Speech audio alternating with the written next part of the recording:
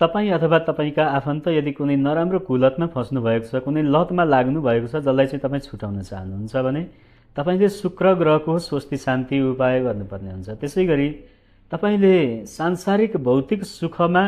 रमाउन चाहनुहुन्छ तर जतिसुकै धन सम्पत्ति भए पनि तपाईँ ती कुराबाट वञ्चित भइरहनु भएको छ भने अथवा कुनै पनि चिजमा अत्याधिक आसक्ति बढ्दै गइरहेको छ भने, त्यसै गरी तपाईँले चाहिँ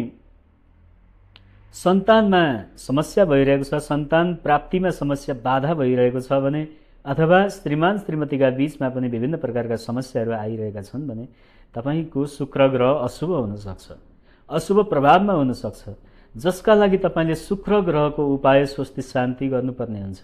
त्यसका लागि तपाईँले भगवती देवीको दर्शन गर्ने, चण्डीको पाठ गर्ने गराउने अथवा घरमा हुने महिला दिदीबहिनी श्रीमती अथवा आमा जो हुनुहुन्छ उहाँहरूलाई चाहिँ स्वागत गर्ने, सत्कार गर्ने, उहाँहरूलाई प्रसन्न पार्ने। यसो गर्नाले शुक्र ग्रह शुभ भएर तपाईँलाई सम्पूर्ण नकारात्मक ऊर्जाबाट बचाएर सांसारिक भौतिक सुख प्राप्त गराउनुहुनेछ।